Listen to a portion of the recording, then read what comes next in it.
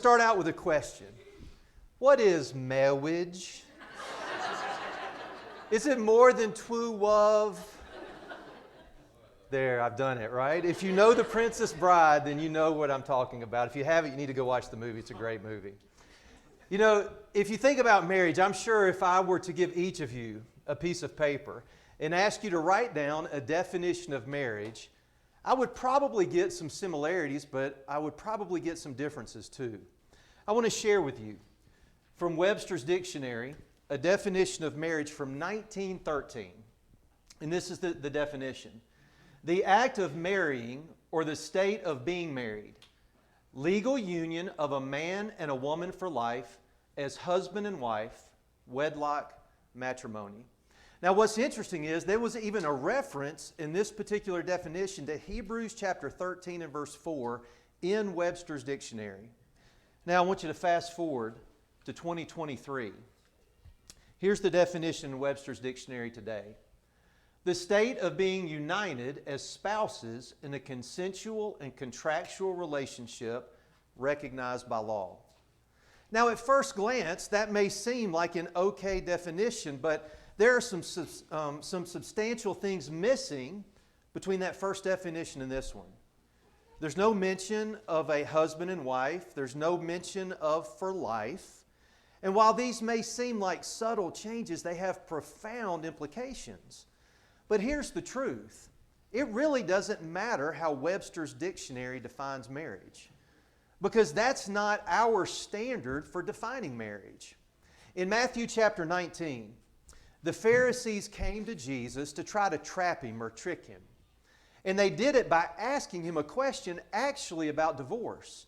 But here's what's interesting. Before Jesus ever got to the discussion on divorce, he started out by talking about marriage. And I want you to notice what he said in Matthew 19, verses 4 through 6. Have you not read that he who created them from the beginning made them male and female, and said, therefore, a man shall leave his father and his mother, and hold fast to his wife, and the two shall become one flesh. So they are no longer two, but one flesh.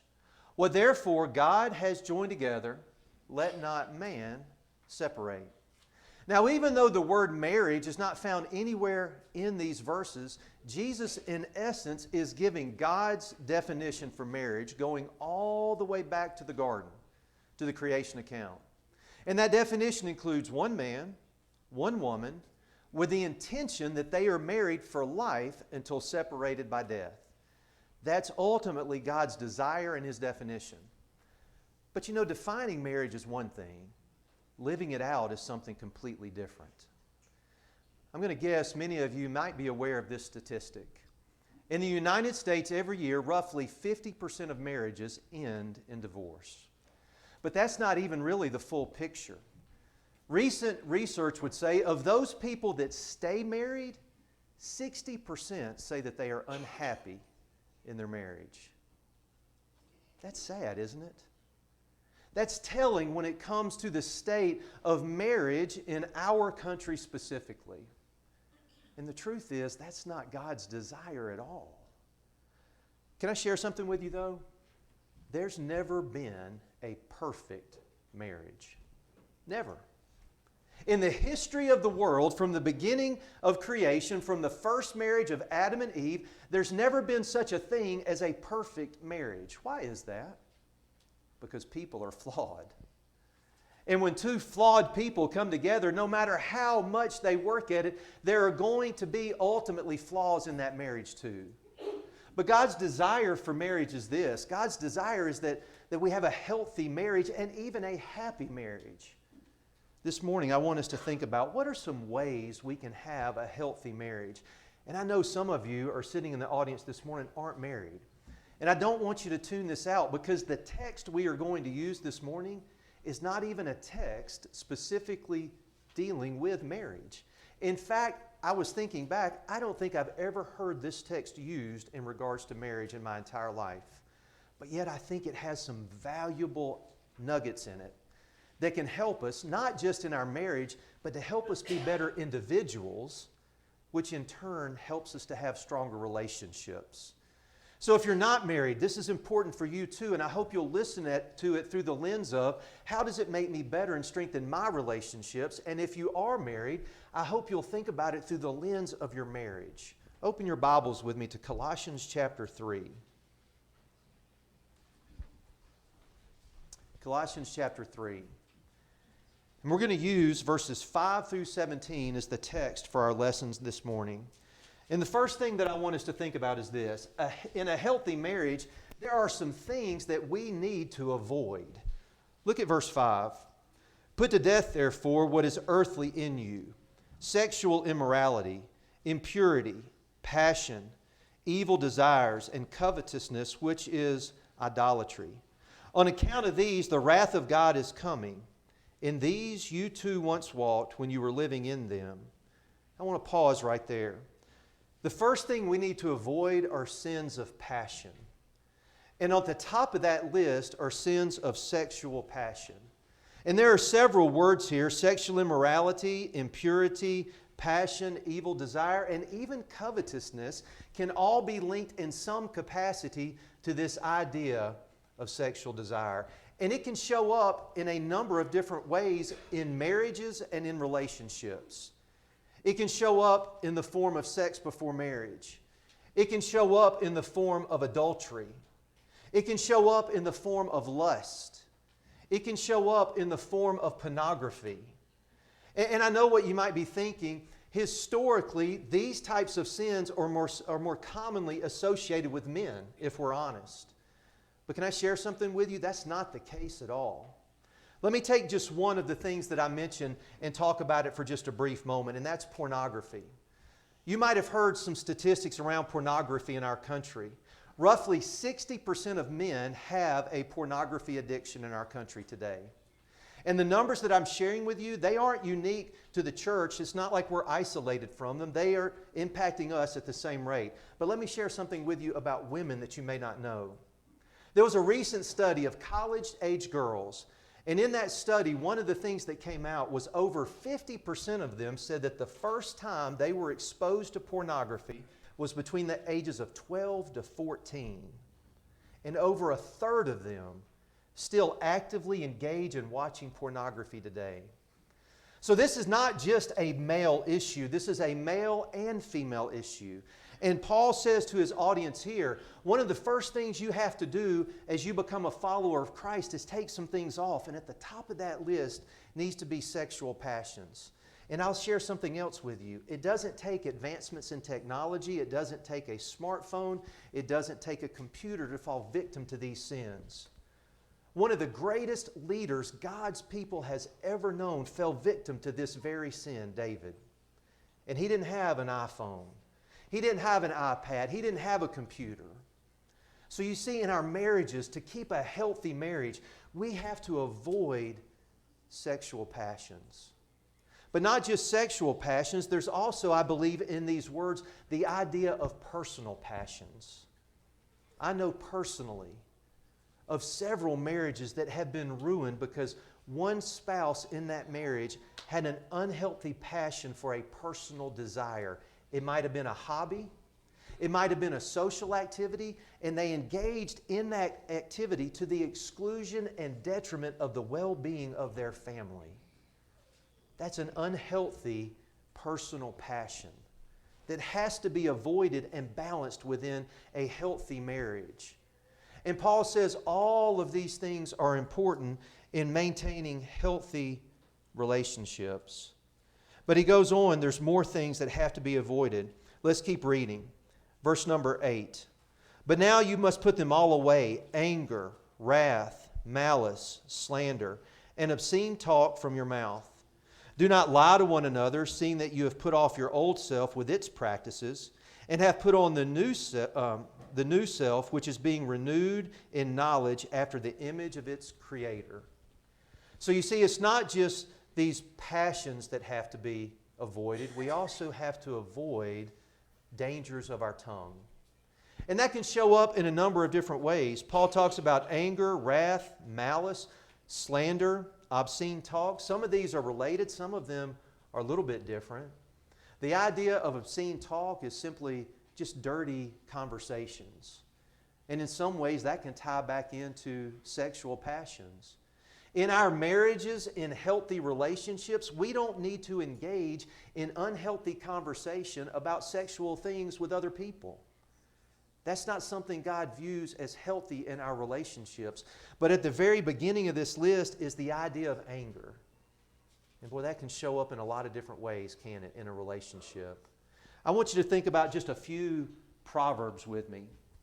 Proverbs chapter 14 and verse 17. A man of quick temper acts foolishly, and a man of evil devices is hated. Proverbs chapter 14 and verse 29. Whoever is slow to anger has great understanding, but he who has a hasty temper exalts folly. Proverbs 15 and verse 1. A soft answer turns away wrath, but a harsh word stirs up anger. Proverbs 15 and verse 18. A hot-tempered man stirs up strife, but he who is slow to anger quiets contention. And these are just a few of many proverbs found throughout the book of Proverbs that deal with the idea of anger in the tongue. And our words impact others, don't they? They impact people either for good or for bad. And all of this idea of the tongue would lead James to say this in James chapter 3, verses 5 and 6. So also the tongue is a small member, yet it boasts of great things. How great a forest is set ablaze by such a small fire. And the tongue is a fire, a world of unrighteousness. The tongue is set among our members, staining the whole body, setting on fire the entire course of life, and set on fire by hell. You know, I think maybe better than many parts of the country, we recognize the impact of fire, don't we? Even this past week, we've felt the effects of a large fire burning in Canada as the smoke has infiltrated our area. And what's interesting is almost all of these fires, they don't start out as these massive blazes. They start out sometimes as nothing more than a cigarette butt that's thrown out the window. And they start out as this small little ember that turns into something that can burn hundreds to thousands of acres. You think about our tongue and the relationship to the rest of our body. It's relatively small, isn't it? I know some of us have bigger tongues than others, so you can save those jokes for later.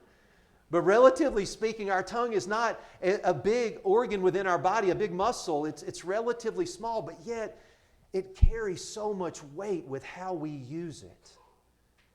And Paul's warning here to these Christians in terms of their personal lives that would ultimately impact their relationships, and I believe can have profound implications in our marriages, is this. The tongue, when used in anger, can be detrimental in our relationships. And so Paul says, be careful how you use your tongue. But it's not just how you speak in terms of your tone and what you say. It's also the idea of living in truth. Paul says, do not lie to one another, seeing that you've put off the old self with its practices and have put on the new. There's an interesting verse in Genesis chapter 2, and I believe it's the very last verse in that chapter 20, or verse 25. And as God has created Adam and Eve and brought them together, and He's given them the commandment to be fruitful and multiply, we find this conclusion to that story, that they were both naked and they were not ashamed. And I think at first glance, it's easy to take physical implications from that. That the idea in the garden was that there was nothing impure in that environment and everything was perfect. And as a result, they knew nothing to be ashamed of. And there's truth in that. But I think there's a principle that's established through that verse that is applicable as well. They were completely exposed with nothing hidden from each other. Susan and I, when we were fairly new in our marriage, we were worshiping at a church in Florida, and one of the elders there was a licensed counselor. And he did a marital class, and he used that verse to illustrate that point. He would say, make sure that you're open and honest in your marriage. And it's not just about lying. Can I share some other ways sometimes that we're dishonest? Maybe hidden bank accounts, hidden credit cards, maybe friendships that aren't fully exposed or talked about, hidden text messages. You see, there are any number of ways that we can hide things in our marriages that make it unhealthy. And one of the most important things we need to do in any relationship is be honest. You see, trust is the foundation of any relationship, really, isn't it? In terms of having that mutual relationship. So in order to have a healthy marriage, there are just some things we need to avoid. But I also think there's something to be recognized that's really important. Look at verse 11.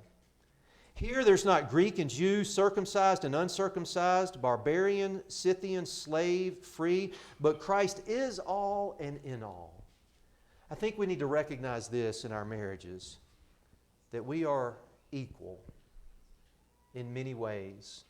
Go all the way back to the garden. Did God give Adam an extra helping of being made in His image that somehow Eve didn't possess? Absolutely not. They both were fully, in every way, made equal in God's image. Did Eve somehow have less access to the blessings of the garden? Absolutely not. They both had equal access, and there was equality in terms of the blessings of the garden and what it provided.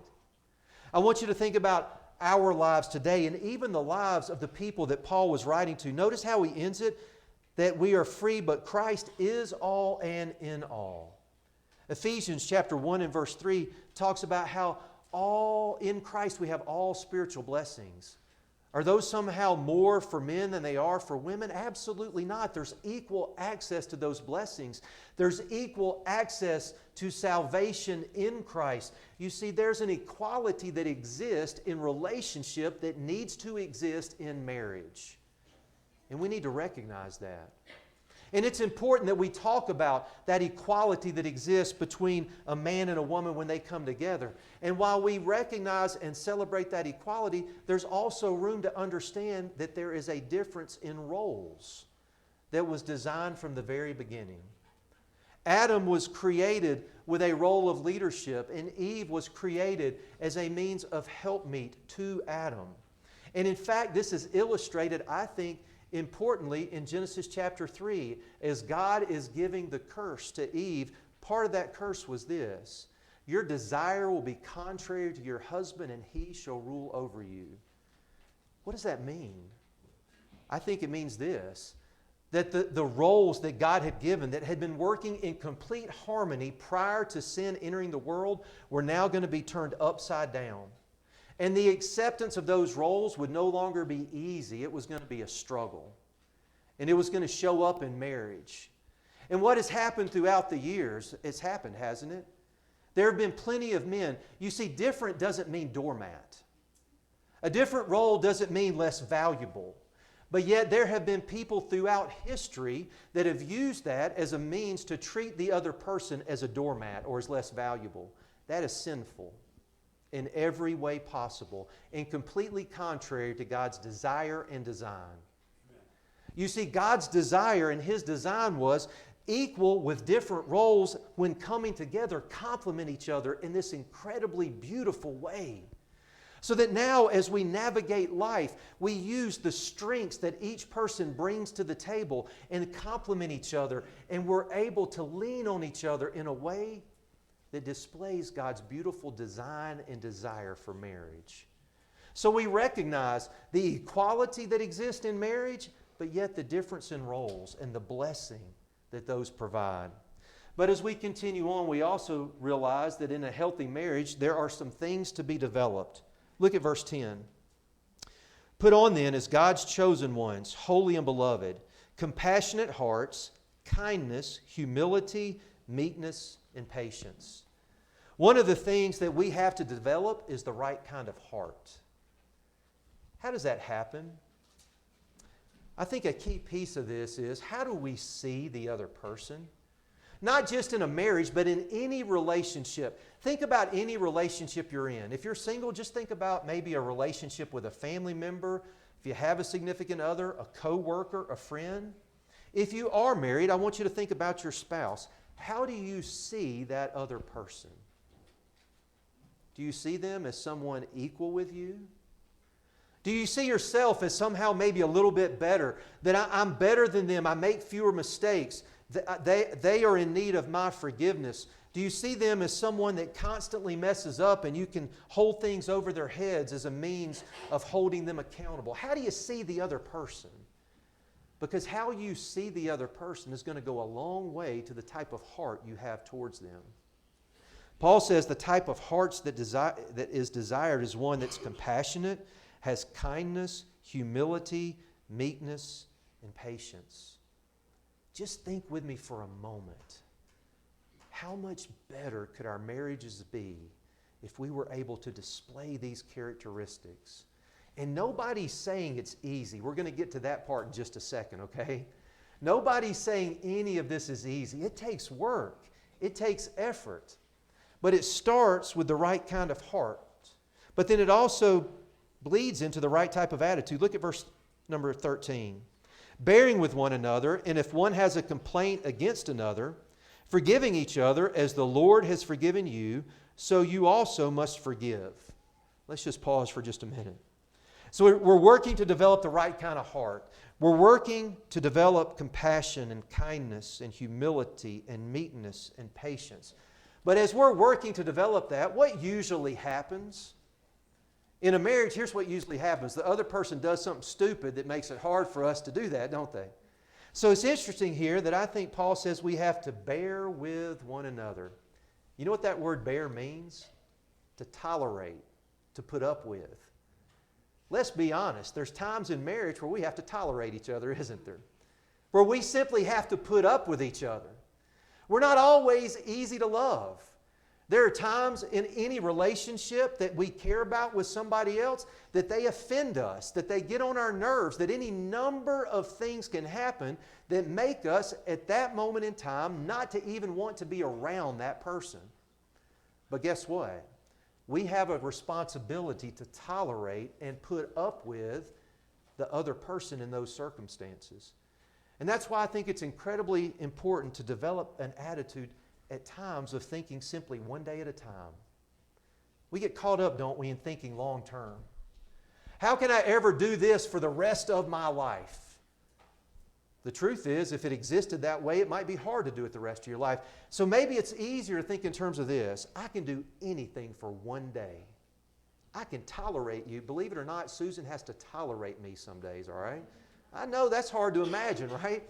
But there's days she puts up with me, and I can promise you there have been times in our marriage where she says, for one day I can put up with him. And she did. But guess what happens?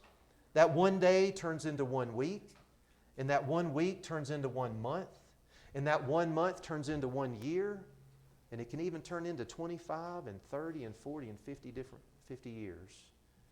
But something happens along the way. I'm not telling you that it's 25 years of simply tolerating each other. Something happens along the way. And I think what happens is this. Look at verse number 14. And above all these put on love, which binds everything together in perfect harmony.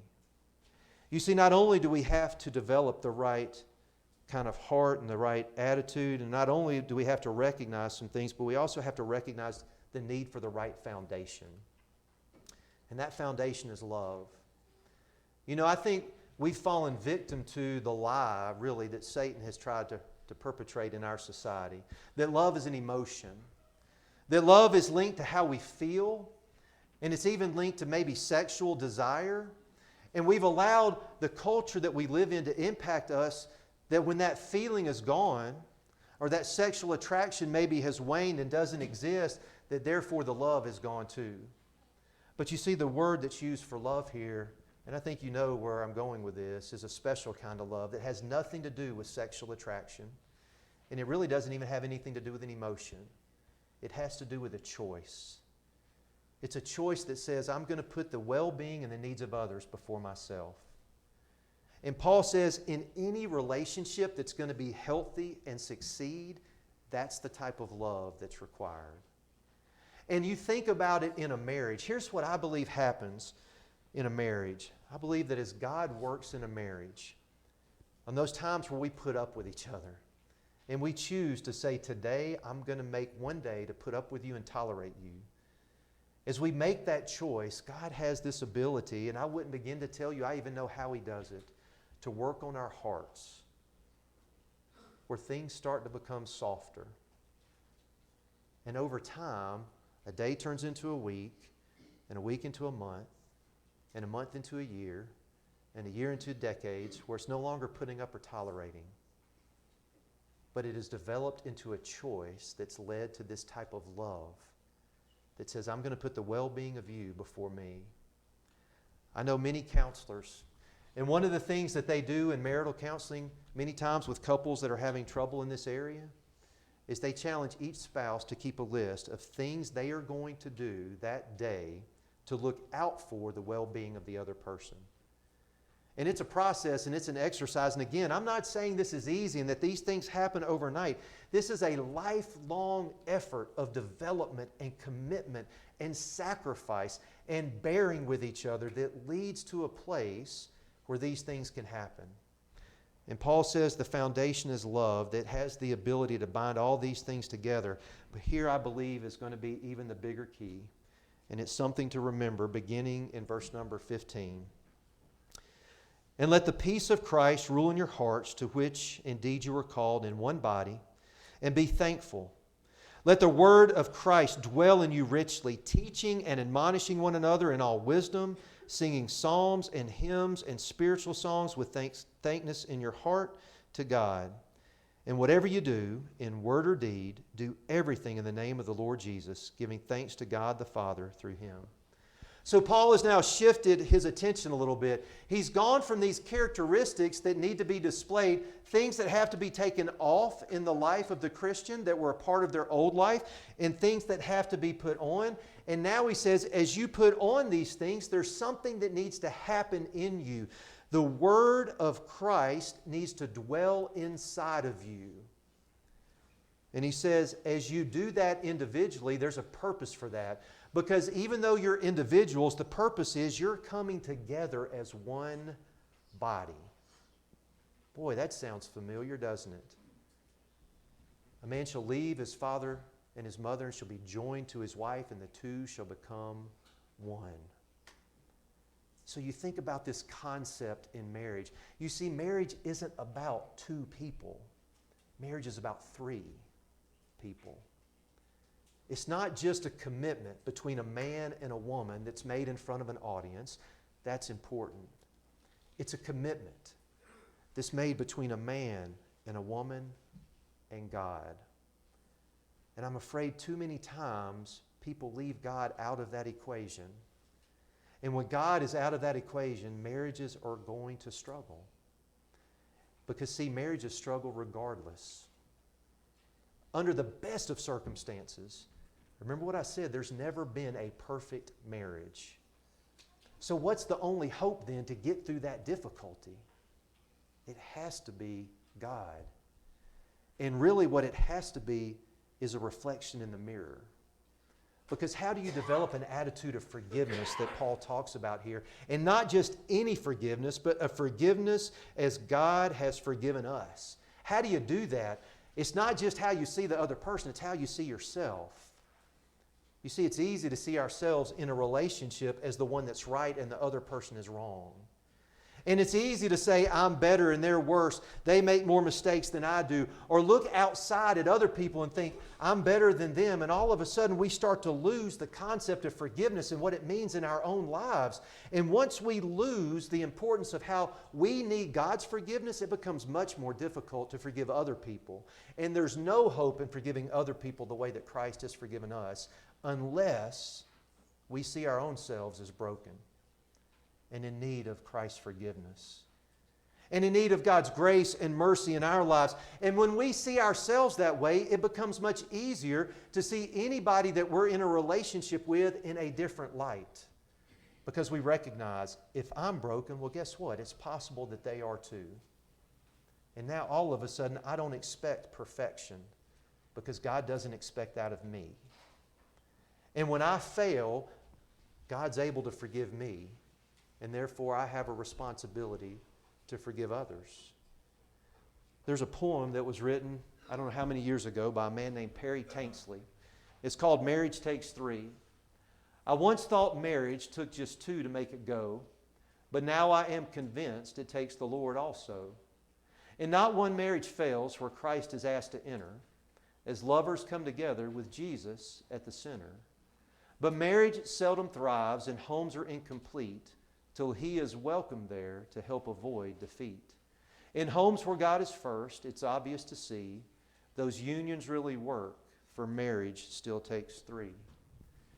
And I would say it takes a commitment to Christ from both people. It can be done with just one person, but it becomes much harder. When two people individually are committed to Christ and they come together in a union of marriage and keep Christ at the center of that marriage, these other things start to become attainable in our lives. But when things get out of whack in our personal relationship with Christ, that's going to bleed over into our relationships. Whether it's a marriage, whether it's a parent to a child, whether it's friends, whether it's coworkers, when our personal relationship with Jesus starts to wane, it will impact our relationships in some way. So you think about a healthy marriage. Is it easy? Absolutely not. Is it work? Absolutely. Is it worth it? Without a doubt. So here, I guess, is what we're left with this morning. Is for each one of us just to think about our own lives. Whether we're married or not married, to think about our relationships. And if we are married, I would challenge you to think about your marriage. And just simply ask this: how is my marriage? How is my relationship with other people this morning?